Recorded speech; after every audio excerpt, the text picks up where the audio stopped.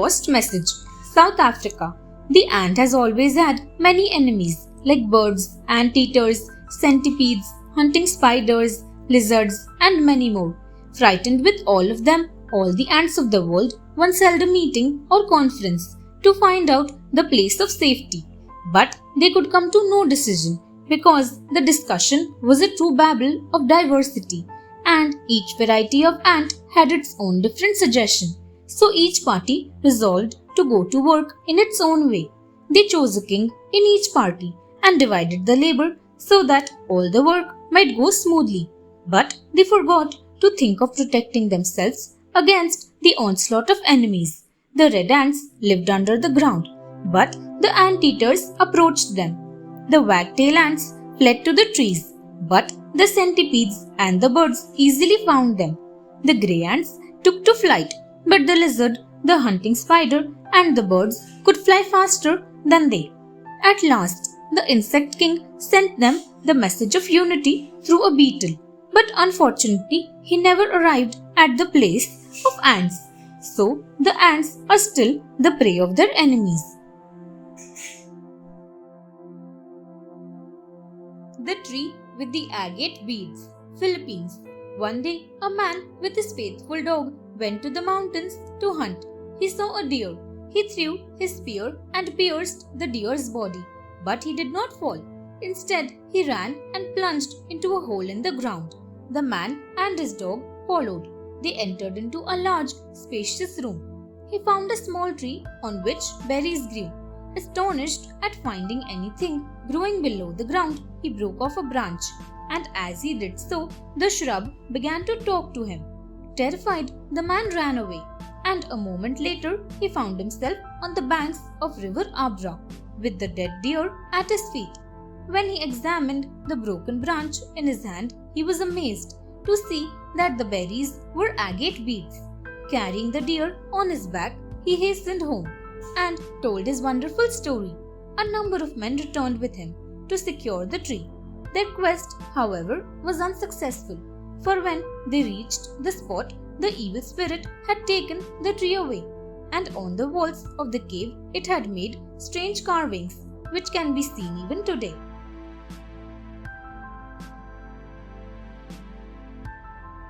The origin of the mole, Ukraine.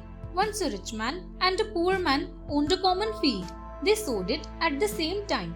The poor man's labor prospered and his seeds grew, but the rich man's seed did not grow. Out of jealousy, the rich man claimed that part of the field where the grain had sprung up.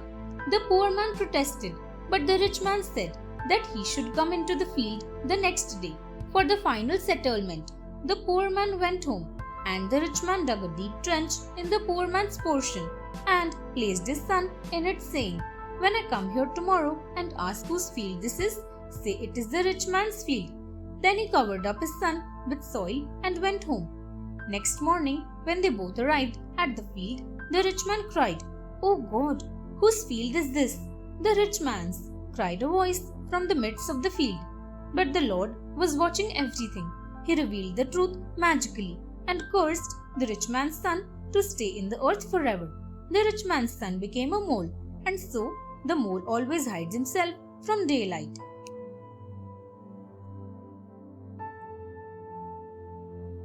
It is quite true. Denmark.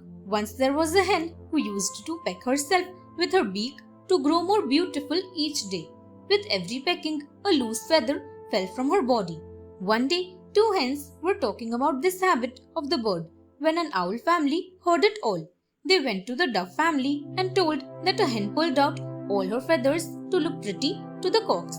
The doves then told the pigeons about two hens that had plucked out all their feathers to attract the cock's attention. The pigeons went to the bats and told them of the three hens that died of cold as they had plucked out all their feathers. And so the story travelled and finally reached its place of origin, stating that 5 hens had plucked out all their feathers to show which of them could best attract the cocks, and then they pecked one another and died. The hen never knew that it was her own story. She said, "I despise those hens." The story was put into the newspaper. It was printed, and it's quite true. that one little feather may easily become 5 hens.